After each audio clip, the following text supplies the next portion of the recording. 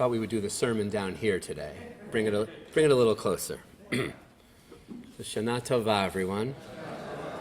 And may this year be a happy and healthy and sweet and meaningful one. Like virtually all rabbis and cantors, I studied for nearly a full year in Jerusalem. The Hebrew Union College campus was and still is at 13 King David Street, just a few minutes from the old city. I lived about a half hour's walk from the campus, which gave me plenty of time to listen to CD mixes on my Discman. That's right, a Discman. You remember those? CDs? Wow, feels like forever ago. In any event, at the end of my walk, after meandering down Washington and Lincoln streets and reaching the campus, I'd walk the outdoor flight of stairs towards the campus entrance, where Yehuda would be waiting at the desk with a smile and a few words. Very few words. See, I had studied for a semester in London during college, during which I adopted Arsenal as my English football club, and had purchased for myself a cheap, probably knockoff Arsenal jersey. Yehuda knew his Torah, he liked soccer, and he spoke no English. So once Yehuda learned my Hebrew name, Yehoshua, at some point during Ulpan that July, my greeting, each and every single morning, was some variation of the following. Yoshua, Arsenal, Arsenal, Yoshua, Chazak ve'ematz, Chazak ve'ematz. Literally every day he was there for about 10 months. Yoshua, Yoshua, Boker Tov, Arsenal, Chazak ve'ematz, Chazak ve'ematz, which means be strong and be resolute, be strong and be courageous. You see, Chazak ve'ematz are the words both God and Moses speak to Yehoshua, Joshua, in Parshat Vayelech, near the end of Torah, which we read just this past Shabbat. In a scene that might just be a perfect example of the phrase changing of the guard, Moses is wrapping up his life's work and mission, having led the Israelites to freedom from slavery in Egypt, now standing literally on the precipice of the promised land. He is recapping the people's trials and tribulations, the triumphs delivered to them by God over the previous 4 decades, securing his personal and communal legacy. He has worked through his reluctance and bitterness at the divine decree that though he may be able to glimpse it from afar, from the top of Mount Nebo, he will never enter this holy land, promised to the people, but not him. He has seemingly, finally, accepted his fate and stands before God and the people, recording the words of the tradition to date and publicly transferring his authority to Yehoshua, perhaps seeing the fear in his people's eyes, perhaps seeking to assuage his own projected anxieties, or likely both. He says to them, Ben 120 shana anochim hayom, lo uchal od latzet velavo. I am now 120 years old and can no longer come and go as I once could. V'Adonai amar elai lo ta'avor et hayarden hazeh. And furthermore, Adonai has said to me, you shall not cross the Jordan into the promised land. Adonai Elohecha hu over lefanecha. Adonai, your God, will cross over before you and will aid you in conquering the land. Yehoshua over lefanecha, ka'asher diber Adonai. Joshua is the one who shall cross before you, as Adonai has spoken. And then here comes Yehuda's favorite phrase, first in the plural, as Moses charges all of the people, Chizku ve'imsu, be strong and resolute. Al tiru va'al ta'artsu mipneihem, do not be afraid or in dread. Ki Adonai hu haholech imach, for it is indeed Adonai your God who walks, who marches with you. Lo yarpecha v'lo ya'azveka, God will not fail you or forsake you. And in the very next verse, we read, Vayikra Moshe leYehoshua, Vayomer elav le'enei chol Yisrael. Moses turns to Joshua, calls to him in the sight of all Israel, Chazak ve'ematz, be strong and resolute. Ki ata tavo et ha'am hazeh el ha'aretz asher nishba Adonai lavotam, for it is you who shall bring these people into the land that Adonai swore to their ancestors. And then Moses repeats exactly the same words that God said to him, V'Adonai hu ha'holech lefanecha, hu yihiyeh imach, because indeed God will go before you and will be with you. Lo yarpecha v'lo ya'azveka, God will not fail you or forsake you. Lo tira v'lo techat, so fear not, be not dismayed. God says it to Moses, Moses says it to the people, and then Moses says it again to Joshua. In a text famous for rarely, if ever, repeating itself, this speaks volumes, both in its own right and in its timing, read fittingly on the last Shabbat of the year. Gazing into 5785, just across the Jordan River that is Rosh Hashanah, with all its entangled hopes and fears, its anticipation and anxiety, these words resonate, perhaps now more than ever, both in the plural and in the singular. Chazak ve'ematz, be strong, be resolute, be courageous. And when the world and the new year seem daunting, we wonder, do we have this inner fortitude to face it all, head on, eye to eye?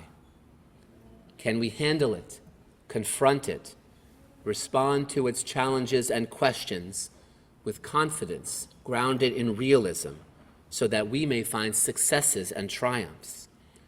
In our moments of seeking inspiration, of reaching for the next rung in the ladder to grab onto, to keep pulling ourselves gradually upwards, we look around us and find stories of courage, strength, and heroism.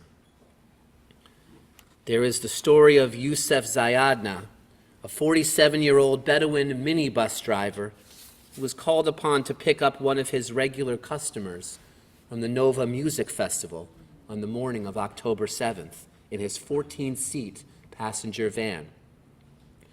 Having reached the Sa'ad Junction a mile from Kibbutz Kfar Aza, Zayadna was met by a man who had escaped the attack and was signaling to him to make a U-turn away from the carnage. Rather than heed the man's advice, Zayadna pushed through, withstanding a hail of gunfire and rockets to rescue 30 Jewish Israelis, more than doubling the capacity of his vehicle. I had an option to go back, he later said. Another man may have done a U-turn at that junction, but I said no way. I will throw myself at death if it means I can save lives. Kol ha-mekayem nefesh echad ke'ilu kiyem olam. All who save a single life, our Talmud teaches, it is as if they have saved an entire world.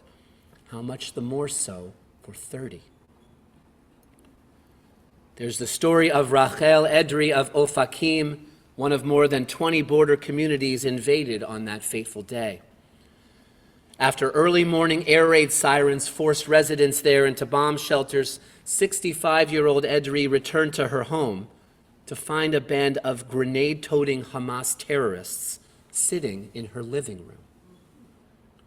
Somehow, some way, Edri met violence with warmth, kindness, and hospitality. When one of the men struck her across the face with the butt of his gun, she responded by soothing her attacker. She served them pineapple, tea, Coca-Cola, and her signature Moroccan cookies. She sang Arabic songs to them, and they replied with songs they knew in Hebrew. "You remind me of my mother," one of them said to her. And indeed, she was mother to them, plying them with snacks and kindness for over 17 hours, until local police were able to rescue them, storming the home and killing the militants. Her choices are as brilliant and inspiring as they are mind-boggling and counterintuitive.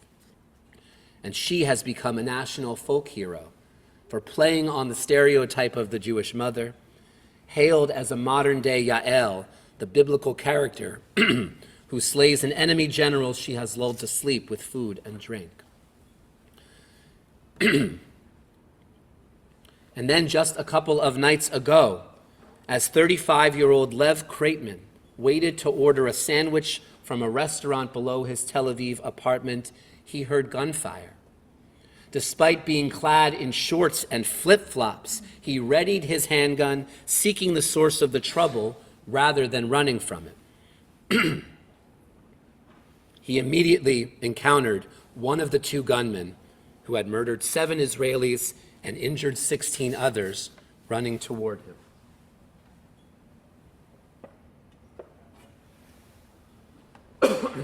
Excuse me. Kreitman fired several bullets at close range, wounding the gunman, who shortly thereafter collapsed in an alley and was apprehended. Who knows how many more Tel Aviv residents might have been wounded or killed if it weren't for Kreitman's heroism. Unbelievably heroic acts, all of them, and there are dozens, if not hundreds more, where they came from. But strength, courage, fortitude, these are characteristics inside all of us, all the time. They are not in limited supply.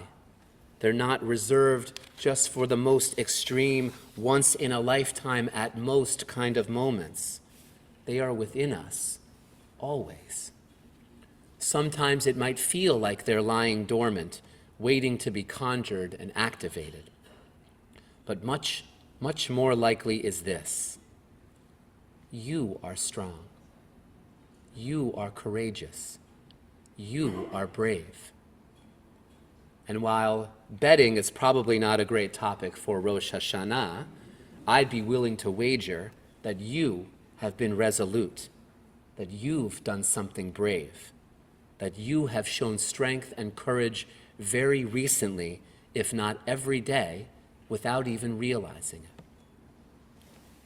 Raising children in this crazy, scary, social media-driven world is an act of bravery. Going to work and contributing to the world around us with whatever talents we have been blessed with is an act of fortitude. Taking care of aging parents, friends recovering from surgery and injury, loved ones in mourning is an act of strength. Calling out anti-Semitism and anti-Zionism in word and in deed wherever and whenever we witness them is an act of courage. Waving an Israeli flag, singing Hatikvah, standing in solidarity with the global family that is Am Yisrael is an act of fortitude. And sometimes just getting out of bed, just putting one foot in front of the other, doing what we need to do to get through the day, sometimes that too is an act of strength. That year living in Jerusalem was not an easy one for me. Thankfully, nothing tragic happened, but it was challenging for me nonetheless. And Yehuda, like Moses to my Joshua, sitting at the security desk of 13 King David Street, was my daily reminder, first thing every morning, that being strong, being resolute, being courageous were all within me. I just needed to know it. Chazak ve'ematz, each of us individually. Chizku ve'imtzu, all of us together. Chazak, chazak ve'nitchazek. Be strong, and we will strengthen one another. Hayom te'amsenu. On this day, O God, this Rosh Hashanah, give us the courage, the strength, the fortitude to do the best we can do and be the best people we can be with all that you have blessed us with in whatever time we have left. Ken Yehi Ratzon, be this God's will, and be this our doing. Amen.